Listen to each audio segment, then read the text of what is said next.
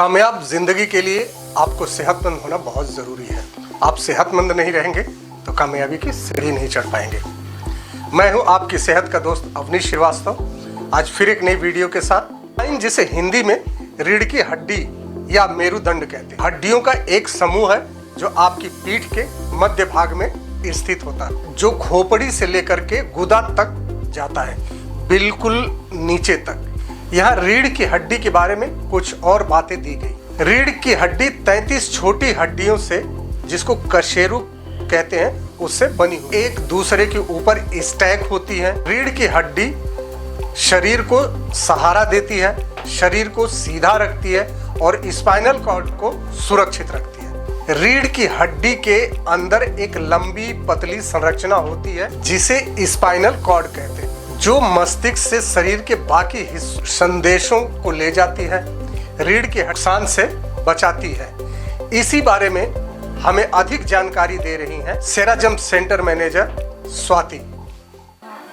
हमारी जो थेरेपी होती है बेसिकली वो स्पाइन पे होती है, और स्पाइन हमारी बॉडी की रूट है, यानी जड़ है।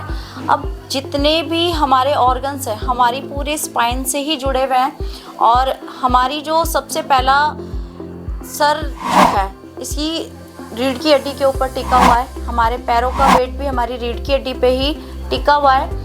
जितनी भी नसें हैं वो ब्रेन से होके निकल के हमारी रीढ़ की हड्डी के बीचों बीच होके निकलती हैं, और हर एक नस आप देखेंगे कि रीढ़ की हड्डी के बीचों बीच एक हड्डी, एक डिस्क, और डिस्क के बीच में से हमारी हर एक नर्व्स निकलती है जो हमारे हर एक बॉडी ऑर्गन्स के लिए होके जाती है।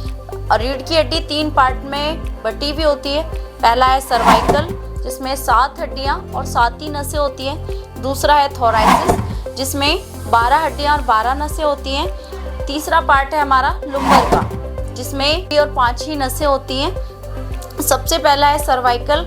सर्वाइकल में हमारे जो C1 की नस है हमारी ब्रेन के लिए, C2 की नस हमारी आँख के लिए, मुंह के लिए, है ना, और C3 की जो नस है हमारे दांतों के लिए, फेशियल बोन के लिए, और C4 की नस हमारी नाक के लिए, गले के लिए, मुंह के लिए, है ना। C5 की जो नस है वो हमारी जो ये वोकल कॉर्ड होती है उसके लिए। C7 की नस होती है हमारी थायराइड ग्लैंड के लिए।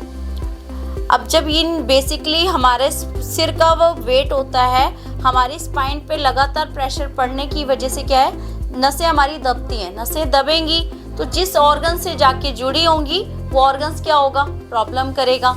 मान लो किसी को अगर शुगर की प्रॉब्लम है तो क्यों आई, क्योंकि जो हमारी रीढ़ की हड्डी का दूसरा भाग है थोरैसिस वाला, उसकी T7 की जो नस है वो जब दब जाती है तो क्या होता है, हमारा जो पेनक्रियाज है वो प्रॉपर तरीके से वर्क नहीं करता, जिससे हमें शुगर से रिलेटेड प्रॉब्लम आ जाती है। अब मान लो किसी को थोरैसिस वाले ही हिस्से में T2 की नस अगर दब गई तो लोगों को हार्ट से रिलेटेड प्रॉब्लम आएगी।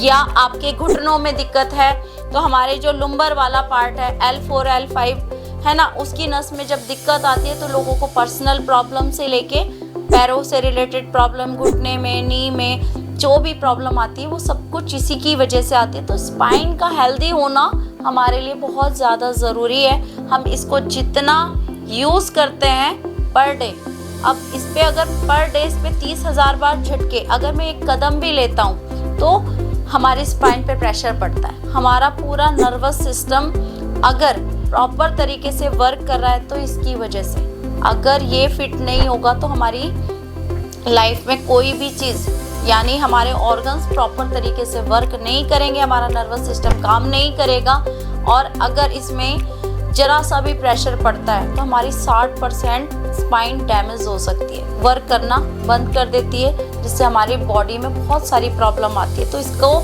आप अगर डेली इस्तेमाल करते हैं तो आप इसका डेली मैनेजमेंट करिए, और डेली मैनेजमेंट करेंगे तो आप बड़ी बीमारियों से आगे बचे रहेंगे और अपने आप हेल्दी लाइफ जी सकते हैं।